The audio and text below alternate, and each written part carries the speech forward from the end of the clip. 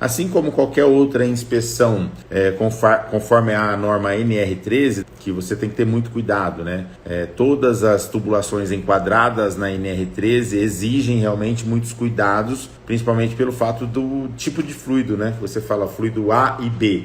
No caso aí da amônia, é um fluido letal, é um fluido de categoria A, de classe de fluido A, e assim, não pode ter vazamento de jeito nenhum. É muito importante que tenha muitos cuidados, sim. No caso da amônia, principalmente. Então vamos lá, fazer inspeção não é tão complicado assim, porque os ensaios executados, a maioria deles, você nem precisa parar a tubulação ou parar o equipamento para realizar as inspeções, como por exemplo medição de espessura. Como a amônia é um líquido refrigerante, a amônia líquida, por exemplo, não vai estar congelado a tubulação, não vai ter um congelamento. Ela vai estar normal, e a amônia gasosa já vai ter um congelamento, mas se você tirar o isolamento térmico, você vai ter só uma transpiração ali da tubulação, e você consegue fazer sim uma medição de espessura e uma avaliação visual, tá? Não vai conseguir fazer líquido penetrante, mas uma avaliação visual você consegue. Então vamos dar um exemplo aqui de uma inspeção periódica de tubulação de amônia.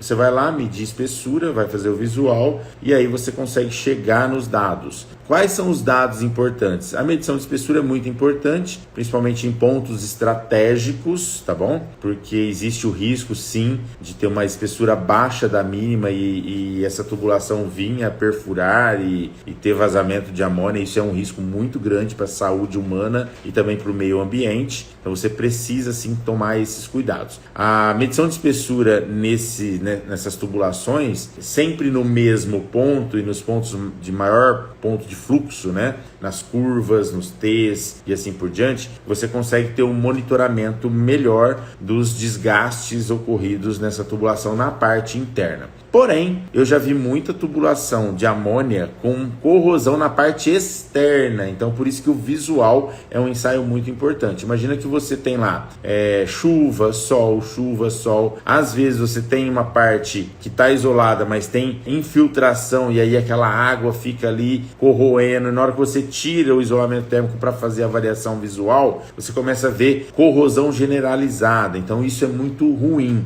porque você tem perda de espessura também do externo para o interno. É importante que você entenda isso, tá bom? E assim, para se fazer uma inspeção bem feita, se for a primeira inspeção, eu sugiro que você execute também um ensaio de ultrassom na solda, tá? E aí você precisa fazer esse ensaio com diâmetros acima de 2 polegadas, tá? E espessura acima de 4,5 milímetros. Ultrassom convencional é permitido que você faça isso.